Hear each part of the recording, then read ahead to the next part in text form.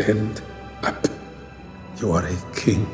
Black Panther has smashed box office records, wowed critics, and meant a lot to many people on a personal level. Wakanda forever! Still, there are some who felt that its critical acclaim was overblown, or even said the film doesn't deserve its Best Picture Oscar nomination. So let's step back for a minute and think about how Black Panther compares to your typical Oscar nominee. In fact, many of this film's attributes seem like perfect Oscar bait. We've got royal families figuring out how to lead, themes like the ramifications of colonialism, and the struggles of Black identity. Just bury me in the ocean with my ancestors that jumped from the ships. Black Panther wraps these intellectual pursuits up in a fun, action-packed superhero package, and it's made over $1.3 billion at the box office. So some take it less seriously as an awards contender precisely because of this popularity. If we look back at Oscar history, this bias against the popular film is actually very recent. So let's look at what it means to be a popular award-worthy film today, and why Black Panther's 7 Oscar nominations are truly historic.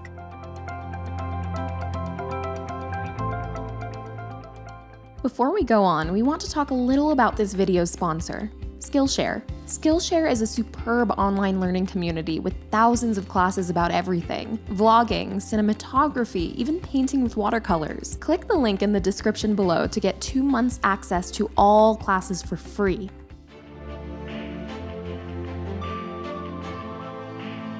When the Academy tried to introduce a new category for Best Popular Film in August 2018, audiences protested that this sends the message that a film can't be both popular and great. But there was a time, not really that long ago, when the Best Picture winners were the popular movies. Think Forrest Gump, Gladiator, or Titanic. 1966 Best Picture winner The Sound of Music earned the equivalent of $2.37 billion worldwide, which sounds crazy today, given the kind of movie this is. That will bring us back to Joe. A deer, a female deer. But the last very popular film to win Best Picture was Lord of the Rings: The Return of the King in 2004. According to courts, nearly 75% of Best Picture winners between 1957 and 2004 earned over $200 million domestically, adjusted for inflation. But since 2004, none have. Not one Best Picture winner in the last decade has been a top 10 grosser. So what changed? Did blockbusters get worse, or did the awards get snobbier? First, there's an economic explanation.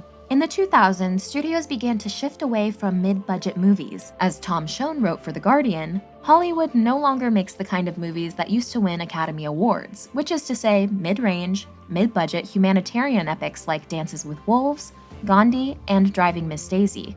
Studios decided that the modest returns of medium-budget pictures weren't worth the gamble, especially when you factor in the high marketing budgets that most films need. In a big studio's eyes, even the return of a successful awards darling like Phantom Thread, which made almost $48 million worldwide, sounds like a rounding error compared to the profits of another film from that year, Star Wars: The Last Jedi, which raked in more than $1.3 billion.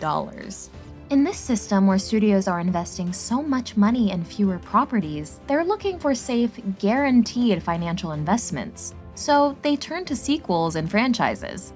And this has worked from a profit perspective, but it naturally entails less originality in storytelling and leads to a decline in the average quality of big-budget movies. In the 80s, as studios discovered the power of franchises, the percentage of Best Picture winners that were also top 10 grossers suddenly dropped from 100% to 60%.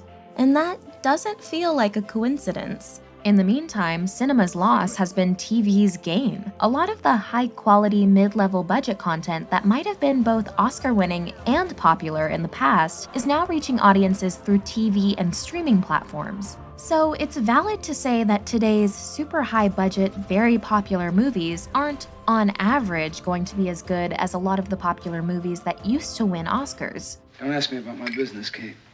Is it true? Don't ask me about my business. No. And I don't love you anymore. I'll never be hungry again. It squirts the fuel in so you can go faster. Oh. I like to go faster.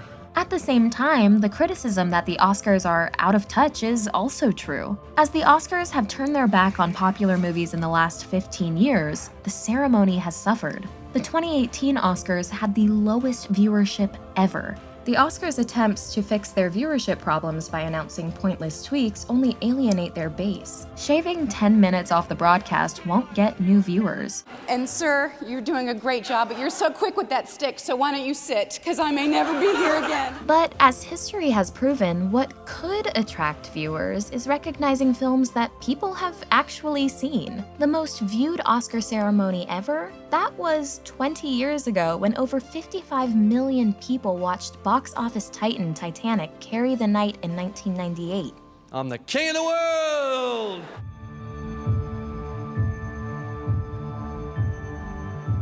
Black Panther is a landmark movie in another way. It's the first superhero movie ever nominated for the top prize.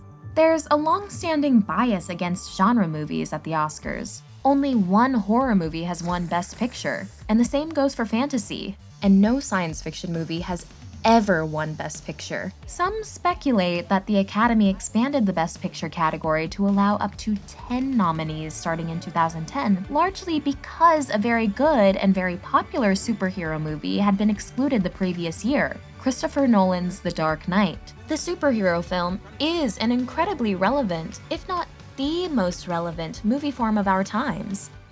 Kia thinks we should be doing more foreign aid, refugee programs. You let the refugees in? They bring their problems with them. Superhero movies grapple with current issues like arms dealing, corruption, and government regulation. They're also the epics of our modern age. And historically, the Oscars love epics. But they'll never take our freedom! Yet, so far, the Avengers movies fail to get the respect that a Lawrence of Arabia once did.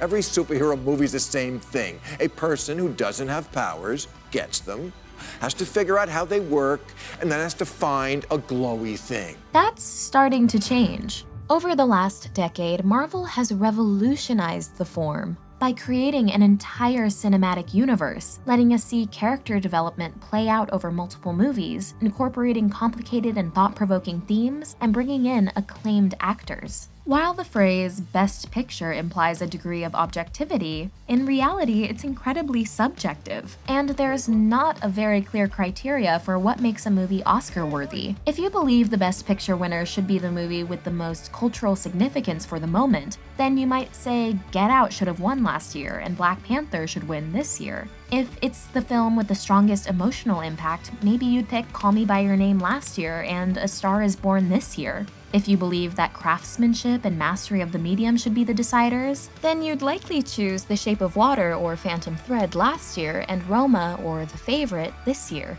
Black Panther fits pretty much all the criteria you could think of for an award-worthy film. It showcases the skills of a director, cinematographer, and actors who have all been previously nominated for major awards. It poses big moral questions. He's a monster of our own making.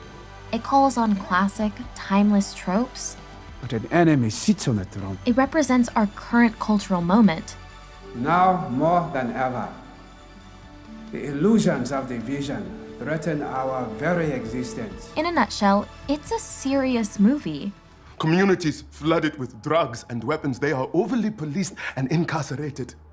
All over the planet, our people suffer because they don't have the tools to fight back. Which you might say is basically the only hard requirement for a Best Picture winner. And in addition to all that, Black Panther boasts the extra ingredient that so few Best Picture nominees have anymore: popularity. The obvious value of a film that is both popular and good is that it can reach a lot more people. If it poses deep, sophisticated questions about our society, a lot more members of that society hear those questions. It's about 2 billion people all over the world that looks like us, but their lives are a lot harder.